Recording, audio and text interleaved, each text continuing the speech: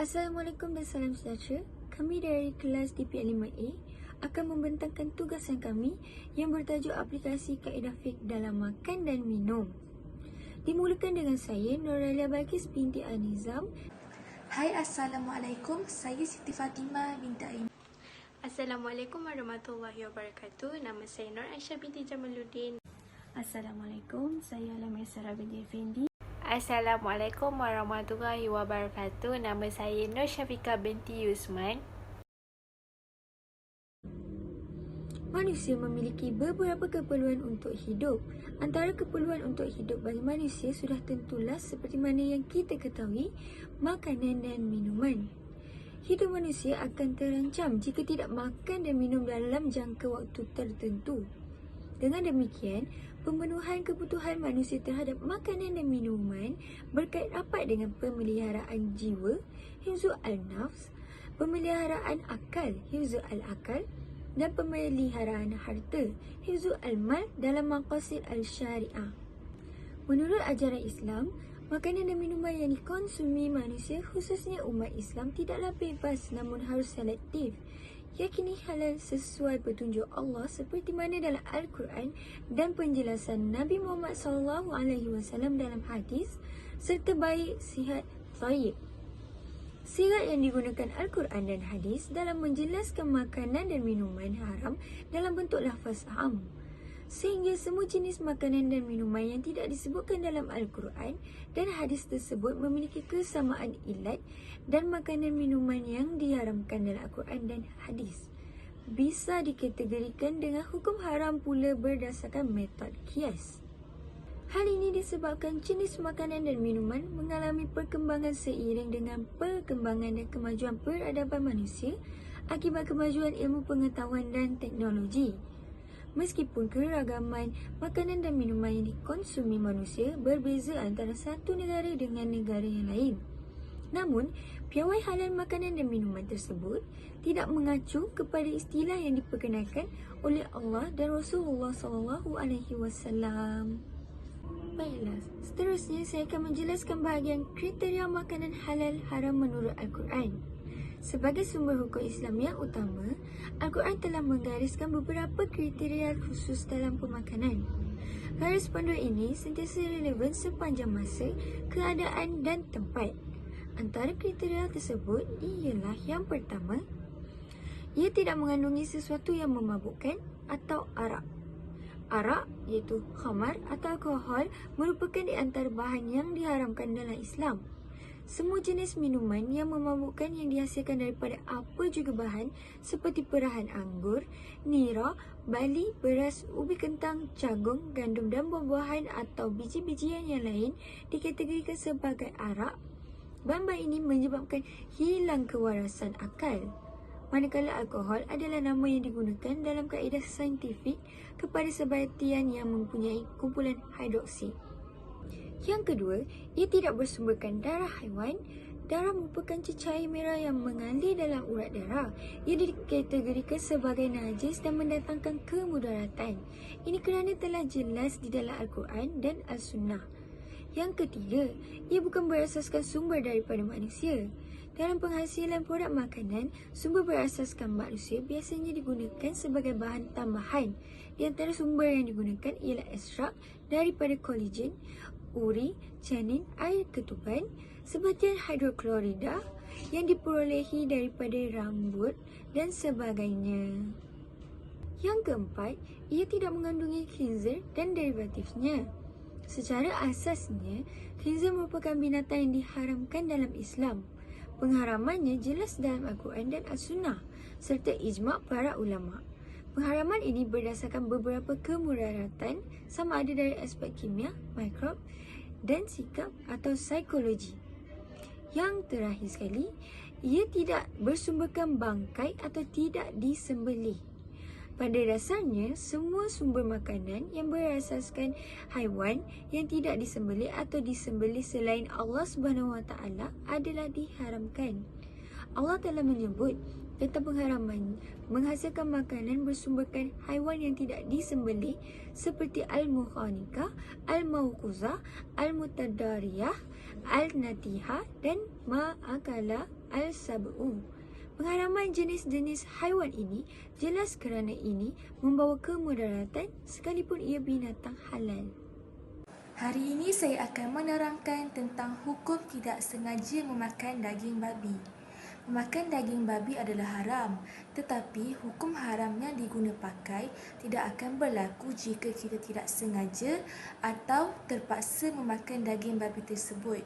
Hal ini juga dijelaskan dalam surah Al-Baqarah ayat 173, iaitu فَمَنِ اضْطُرَّ غَيْرَ بَغٍ وَلَا عَادٍ فَلَا إِثْمَ عَلَيْهِ إِنَّ اللَّهَ غَفُورٌ رَحِيمٌ. Berdasarkan penjelasan ayat Al-Quran di atas, kita tidak perlu risau jika telah memakan daging babi tersebut kerana ia tidak disengajakan dan ia tidak akan berdosa. Keadaan ini adalah darurat di mana tidak ada bahan makanan lain selain daging babi yang boleh dimakan. Kecemasan adalah keadaan yang boleh mengancam nyawa. Apabila tidak makan daging babi, itu boleh menyebabkan nyawa kita terancam. Dalam keadaan sedemikian, daging babi dibenarkan dimakan dengan syarat ia dimakan secara sederhana dan tidak berlebihan. Seterusnya, saya akan menerangkan tentang makanan-makanan syubhah. Okey, istilah syubhah bermaksud disyaki, terdapat keraguan padanya serta boleh menimbulkan pelbagai persoalan tanda tanya. Makanan syubhah adalah merupakan makanan yang tidak dapat dikenal pasti dengan jelas dan hukumnya sama ada halal ataupun haram. Keraguan ini timbul apabila terdapatnya pencampuran kedua-dua makanan halal dan juga haram. Hakikatnya, makanan syubhah tidak mempunyai cirinya yang tersendiri. Apa yang jelas ialah makanan syubhah berlaku apabila terdapat percampuran antara bahan makanan yang halal dan yang haram dan makanan tersebut sukar dikenal pasti hukumnya. Selain dari itu juga, contoh syubhah juga berlaku jika seseorang itu membeli makanan semasa azan solat Jumaat. Makanan tersebut hukumnya adalah syubhah. Begitu juga apabila seseorang itu memakan makanan yang disembelih menggunakan pisau yang dicuri. Hukumnya juga adalah syubhah. Makanan syubhah masa kini pula sering dikaitkan dengan perkembangan bioteknologi dan diaplikasikannya kepada bahan makanan dalam usaha meningkatkan kualiti makanan. Misalnya, genetically modified food GMO diambil daripada sumber yang haram atau sumber yang tidak diketahui puncanya serta dimasukkan ke dalam makanan, jatuh hukumnya kepada syubhah dan boleh membawa kepada haram. Saya akan menerangkan bahagian garis panduan dalam soal-soal makanan menurut Islam. Islam sebagai agama yang diturunkan oleh Allah sesuai dengan fitrah manusia yang mengimbangkan tuntutan jasmani dan rohani telah memberikan berbagai-bagai panduan dalam setiap aspek kehidupan termasuk dalam hal-hal yang berkaitan dengan makanan dan pemakanan. Antaranya adalah yang pertama, mengambil makanan yang memberikan kesihatan iaitu dengan memilih makanan yang halal dapat dilihat melalui firman Allah Subhanahu Wa Taala dalam surah Al-Baqarah 2 ayat 172. Wahai orang-orang yang beriman, makanlah dari benda-benda yang baik yang halal yang telah kami berikan kepada kamu dan bersyukurlah kepada Allah jika betul kamu hanya beribadat kepadanya. Yang kedua, menjauhi makanan yang diragui seperti mana yang diriwayatkan oleh Abu Abdullah bin Nu'man bin Bashir. Katanya beliau telah mendengar bahawa Rasulullah bersabda, dan barang siapa yang terjatuh ke dalam perkara-perkara kesamaran, jatuhlah ia ke dalam yang haram. Yang ketiga, memilih makanan yang baik dan segar. Pengertian makanan yang baik dekat sini adalah asalnya zatnya, susunan komposisinya, baik cara memasak dan menghidangkannya serta halal cara mendapatkannya. Yang keempat, menjauhi makanan yang mengandungi bahan kimia, makanan yang diawetkan serta mengandungi pewarna yang tinggi. Dalam konteks semasa termasuk dalam kategori ini adalah makanan terproses, makanan dalam tin, botol berbungkus, makanan segera dan ringan. Yang kelima, memilih makanan yang bergizi tinggi iaitu makanan membina badan dan makanan pemberi tenaga serta makanan untuk menjauhi penyakit dan mengambil makanan yang seimbang. Konsep halalan thayyiban adalah merupakan di antara beberapa garis panduan yang diberikan oleh Allah Subhanahu Wa Taala untuk kepentingan dan keselamatan hamba-Nya. Dalam soal pemakanan ni, Islam sentiasa menyarankan penganutnya supaya mengutamakan pengambilan makanan yang halal lagi baik untuk menjaga kerana di dalamnya terdapat beberapa hikmah di sebalik saranan tersebut. Antaranya adalah Islam sangat mementingkan halalan thayyiban dalam pengambilan makanan kerana halalan thayyiban ni sangat berkait erat dengan masalah iman dan takwa. Halalan thayyiban bukan sahaja untuk kesihatan dan kebaikan manusia, tetapi juga apabila seseorang itu melaksanakan konsep ini dalam kehidupan seharian, maka makanan itu akan memberi berkat. Akibatnya, kehidupan akan memperolehi keberkatan. Sebagai seorang Muslim, apabila makanan itu tidak berkat, maka makanan tersebut akan menjadi sumber bencana kepada dirinya, iaitu menjadi sumber penyakit. Jika makanan diambil dalam kuantiti yang sederhana, tetapi berkat ianya sudah mencukupi untuk seseorang itu menjalani kehidupan dengan baik. Kepentingan halal lagi baik juga untuk menjamin supaya dari segi fizikal, emosi dan spiritual terus cemerlang. Ini adalah kerana antara tujuan pengambilan makanan itu adalah untuk memastikan bahawa kesempurnaan kejadian terus dipertahankan untuk akhirnya membolehkan kita beribadat kepada Allah. Menurut Luqman bin Abdullah, Islam bukan sahaja menjaga soal halal haram semata-mata, tetapi turut menitik beratkan soal-soal yang berkaitan dengan kebaikan dan keselamatan penganutnya. Makanan yang halal tetapi jika mendatangkan kemudaratan dalam semua aspek kehidupan, maka ia perlulah dijauhi. Cuma tahap penentuan hukum kemudaratan yang sejauh mana boleh membawa kepada hukum haram atau makruh. Oleh yang demikian, apabila kita memahami dengan jelas konsep halalan thayyiban tu yang sebenar dan dalam sudut yang lebih luas, akan dapat melahirkan insan yang cemerlang dari sudut fizikal, emosi dan spiritualnya. Sebagai contoh, jika dia seorang pekerja, dia akan menjadi pekerja yang cemerlang dan tidak curi tulang kerana perbuatan curi tulang akan menyebabkan makanan yang diperolehi boleh menjadikannya syubhah dan seterusnya, supaya kita tahu apa yang kita makan. Hari ini saya akan menerangkan tentang pandangan ulama terhadap menentukan makanan halal. Ulama banyak membincangkan isu pemakanan berdasarkan surah Al-Maidah ayat 3 yang menyebut tentang binatang-binatang yang diharamkan secara terperinci dengan menetapkan 10 jenis binatang yang haram.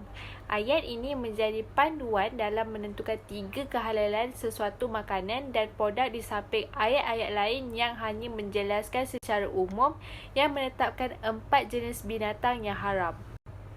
Antara 4 jenis binatang yang haram dimakan ialah yang pertama adalah bangkai, iaitu binatang yang sendirinya mati tanpa ada daya upaya daripada manusia. Yang kedua ialah darah yang mengalir. Yang ketiga ialah daging babi. Seterusnya yang terakhir adalah binatang yang disembelih bukan kerana Allah Subhanahu Wa Taala.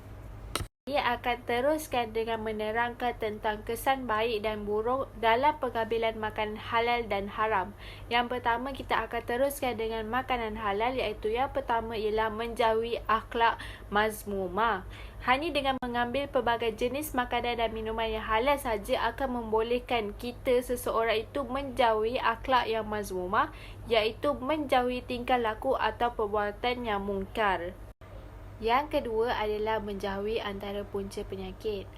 Kalau kita mengambil makanan dan minuman yang haram, maka banyak kemudaratan yang datang kepada kita seperti menjadi punca penyakit yang akan menjadikan badan kita semakin lemah dan lesu. Yang ketiga iaitu yang terakhir ialah mendapat keredaan Allah Subhanahu Wa Taala. Kegunaan lain untuk pengambilan makanan yang halal ialah supaya apabila kita memakan sesuatu makanan kita dapat keredaan Allah Subhanahu Wa Taala. Saya akan teruskan dengan makanan yang haram, iaitu yang pertama ialah doa seseorang itu tidak dimakbulkan. Seseorang yang memakan makanan yang haram, doanya tidak akan didengari dan dimakbulkan oleh Allah Subhanahu Wa Taala. Maka yang kedua ialah menghancurkan hati dan fikirannya. Makanan haram boleh menjejaskan hati dan fikiran seseorang. Jika seseorang itu memakan makanan yang baik atau makanan yang halal, hatinya juga boleh menjadi baik dan juga sebaliknya. Yang ketiga iaitu yang terakhir ialah amalan seseorang itu tidak diterima. Mana-mana orang Islam yang memakan makanan yang haram, amal ibadahnya tidak akan diterima oleh Allah Subhanahu Wa Taala dalam tempoh 40 hari seperti yang disebutkan dalam hadis. Kali ini saya akan menerangkan tentang kenapa Islam menggalakkan makan dan minum secara sederhana. Sebagai mana firman Allah SWT dalam surah Al-A'raf ayat 31 yang berbunyi Wakulu washrabu wala tusrifu, yang bermaksud makan dan minumlah tetapi jangan berlebihan. Dalam makan dan minum secara sederhana dapat mengelakkan kita daripada makan berlebihan, kerana dengan makan berlebihan itu kita boleh menyebabkan diri kita terlibat ataupun mengakibatkan diri kita sakit. Sebagai contoh dapat obesiti, diabetes dan juga darah tinggi. Seterusnya saya akan menerangkan kesimpulan. Kesimpulannya, kita sebagai hambanya perlulah bersyukur dengan nikmat yang ada, tidak kira dari segi makanan, pakaian ataupun barangan, bagi mengelakkan pembaziran kerana nafsu memboros. Kita sebagai umat Islam perlulah membuka penglihatan dengan lebih luas kepada orang di luar sana yang hidup dalam kesusahan, kerana tak semua di dunia ini hidup dalam kemewahan dari segi makanan, pakaian dan tempat tinggal. Itu sahaja daripada saya. Terima kasih.